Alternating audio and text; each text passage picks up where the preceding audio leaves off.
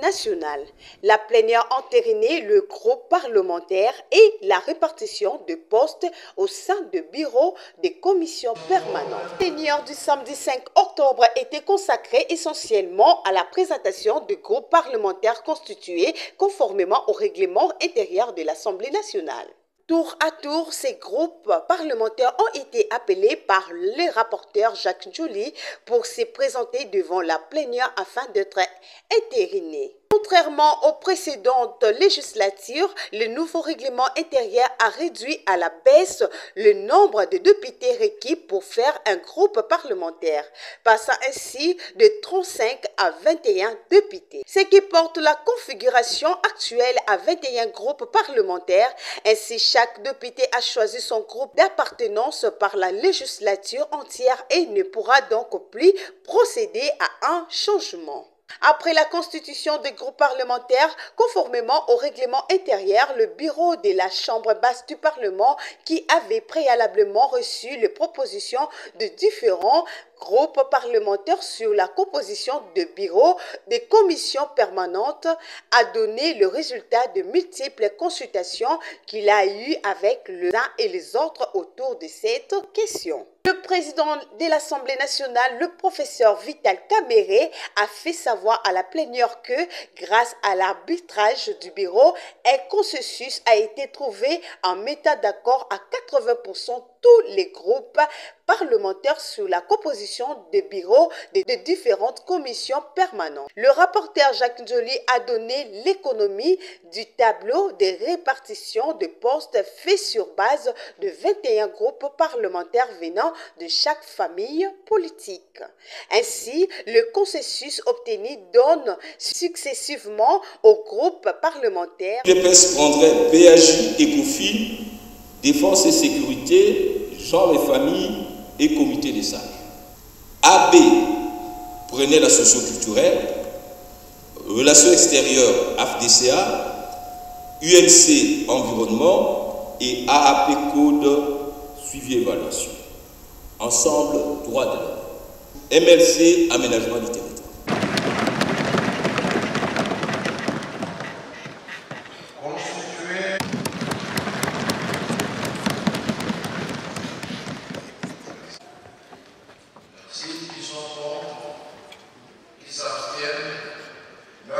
Le président de l'Assemblée nationale, le professeur Vital Kamerhe, a insisté sur le profil des députés qui sont envoyés à la tête de chaque commission.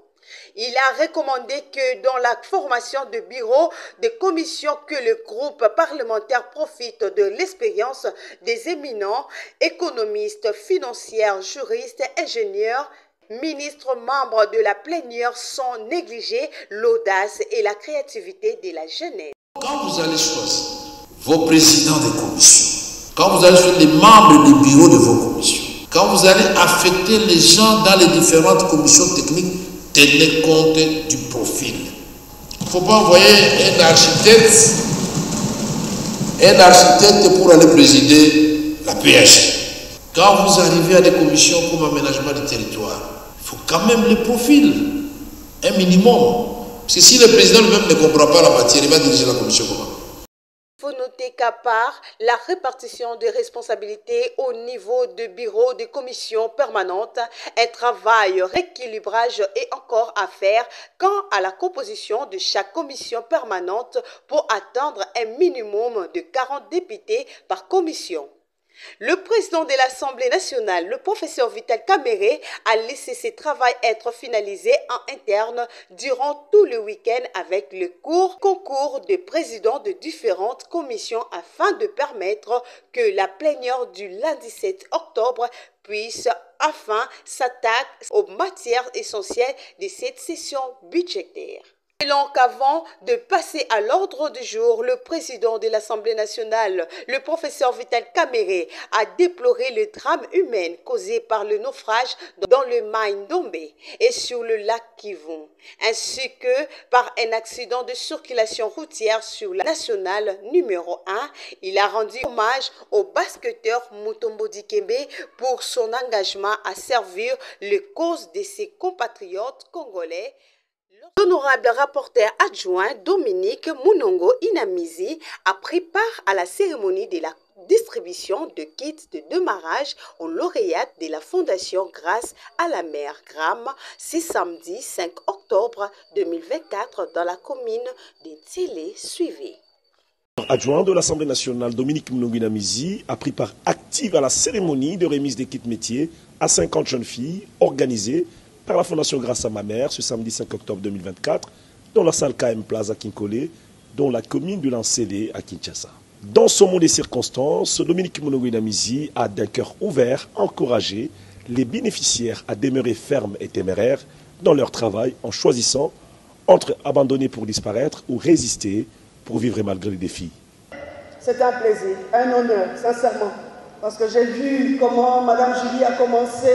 Elle me suivait, elle savait que j'avais ma fondation. J'ai une grande fondation aussi chez nous, au Lualaba, dans le Lubudi, là où je suis élue du territoire de Lubudi.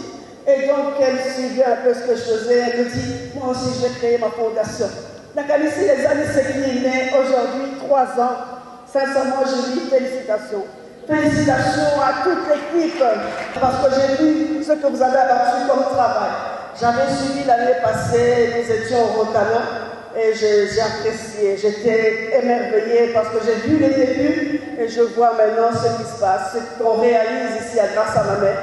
Et sincèrement, je vous souhaite plein de succès et qu'il y ait encore de grandes choses. Ne vous limitez pas seulement à Kinshasa, ou peut-être ici, allez dans d'autres communes aussi, pourquoi pas. Ça va encourager les autres jeunes filles d'aller de l'avant et de pouvoir croire que tout est possible pour chacun de nous. Pour sa part, la présidente de la Fondation Grâce à ma mère, Julie Nswele, se dit fière d'accompagner ces jeunes filles dans leur émancipation.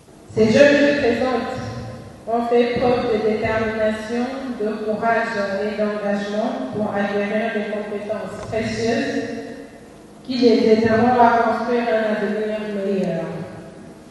Ce programme de formation a été conçu pour offrir des opportunités et des outils essentiels pour leur épanouissement personnel et professionnel. À travers cette initiative, la Fondation Grâce à ma mère réaffirme son engagement en faveur de l'autonomisation des femmes et des jeunes filles. Les kits métiers qui seront remis aujourd'hui représentent un pas de plus vers l'émancipation et l'indépendance de ces jeunes filles.